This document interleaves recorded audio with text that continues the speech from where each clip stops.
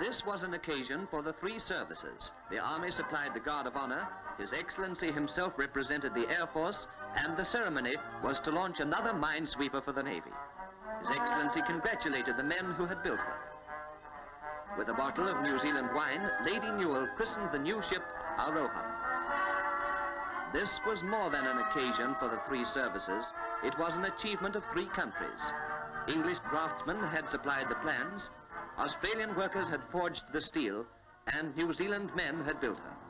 The first of our steel vessels, she goes down to the sea to help her sister ships. Others will soon follow.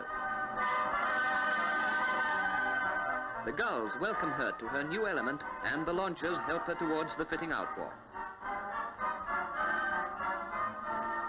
And the workmen look with pride on their own good work.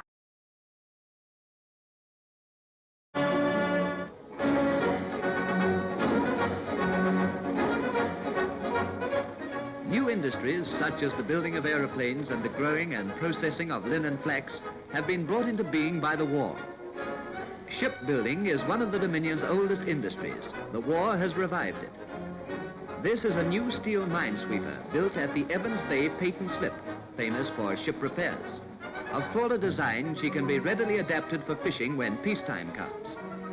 The launching ceremony is performed by Mrs. Fraser, and His Majesty's New Zealand ship Awatere begins to move.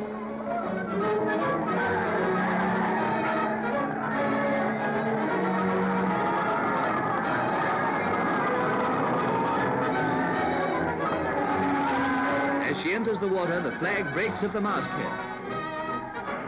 And so, 100 years after the launching of her first ship, Port Nicholson receives her first naval vessel. Well built, New Zealand.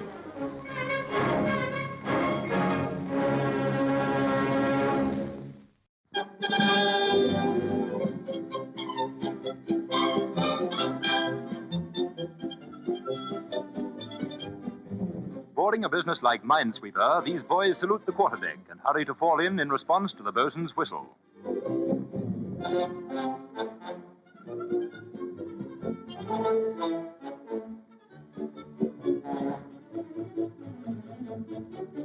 They're sea cadets getting practical training with real equipment. In their harbor crews, they learn to rig and operate a sweep for mines. And wouldn't they be thrilled if they really did catch one?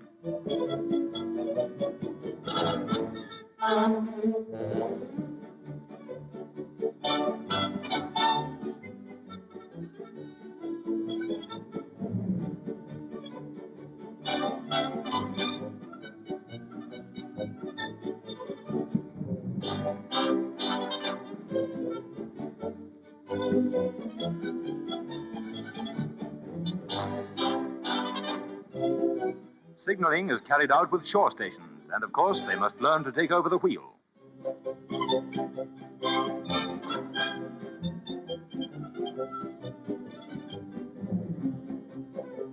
Gun drill is an important part of training, and much practice is required to make everything go like clockwork. These cadets are carrying out the training that before the war was done by the Royal New Zealand Naval Reserve, most of whose members are now on active service.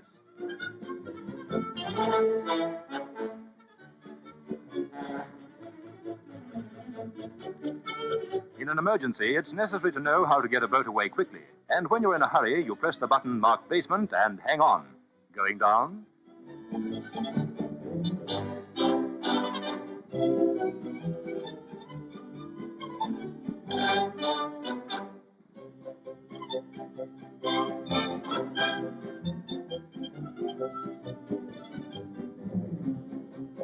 These sea dogs are only sea pups yet, but give them time and watch them grow.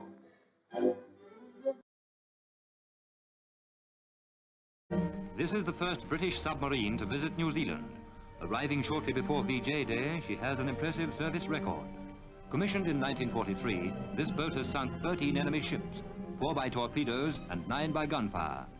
Only a small one, she still packs plenty of punch, and when the European war ended, came to the Pacific to tickle up the Japs. Her visit to New Zealand was partially to assist in training anti-submarine patrols, and she slips out to sea followed by minesweepers, which will endeavor to locate her.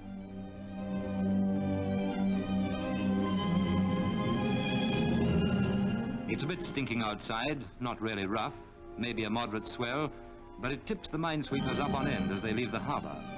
But they've been out in far worse weather than this on patrol during the past few years.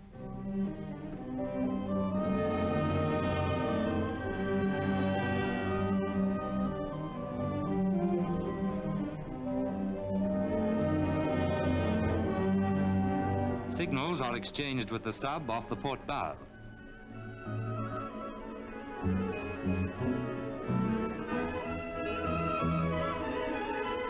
On its conning tower, the skipper gives the order to stand by to dive.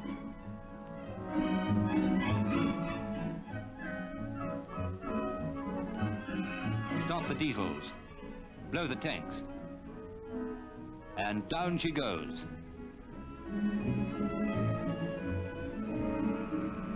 Up periscope.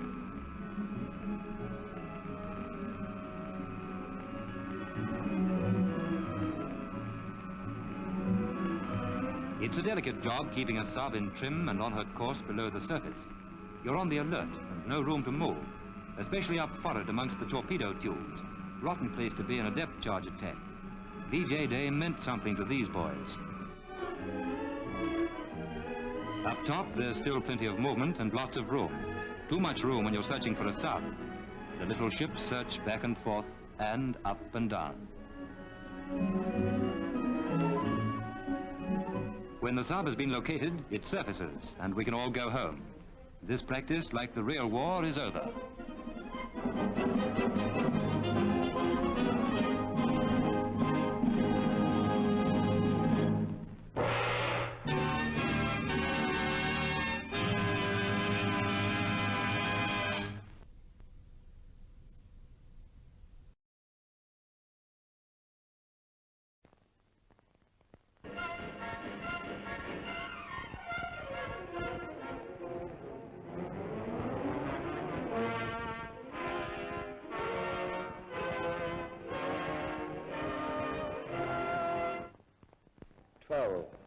Of these minesweepers into the Royal Navy are being built at Auckland, Wellington, and at Port Chalmers.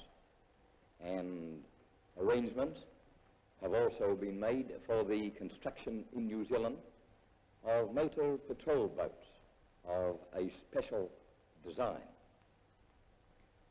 The building of naval vessels is only one of our numerous war activities. Employers and workers alike have responded truly with a will to the necessities of the position, and the industrial machine is geared to a high pitch of efficiency indeed. Besides the production of clothing and footwear for military purposes, some 60 factories, including the railway workshops, are now engaged in the manufacture of munitions in very considerable quantities. Just as we are proud of our gallant men serving overseas, so can we be proud too of our effort in the production of war materials. And as HMNZS Hinau takes the water today, she carries with her the best wishes of all New Zealanders for the arduous work which awaits her and those who serve in her.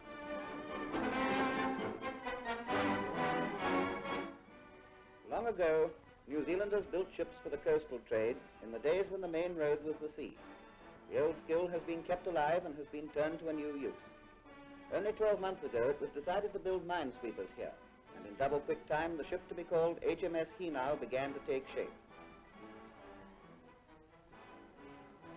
Now it's August the 28th, 1941, and the Honourable Mr. Sullivan, Minister of Supply, proudly speaks of the skill and ingenuity of New Zealand craftsmen and shipwrights as the new minesweeper is launched. Captain Rogerum expresses the pleasure of the Navy upon this latest addition to its strength. And the Mayor of Auckland presents a Hinau seedling to Mrs. Sullivan as a token of the young strength of the ship just built. Hinau is christened by Mrs. Sullivan with a bottle of New Zealand wine. And she's away. The solid structure of timber and steel takes on life as it gathers speed down the slipway. A new ship for His Majesty's Navy.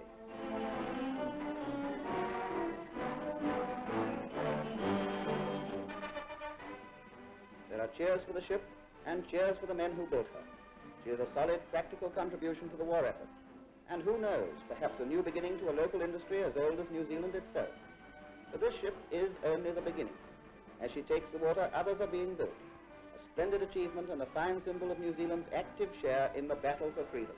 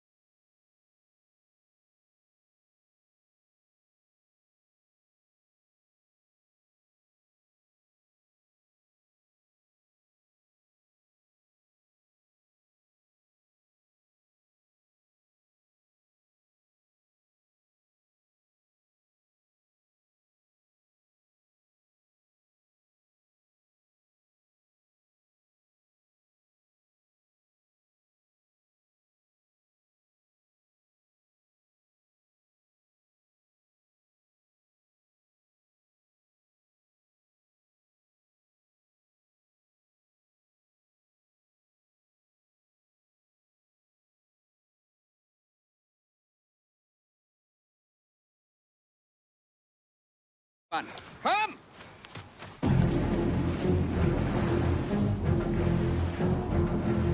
What now, Captain? Get your Bible out, Reverend. Stand by to fire!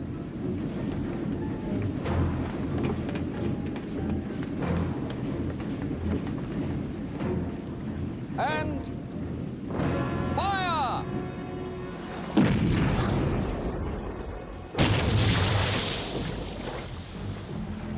Hold your course, Blake. Night! Come on.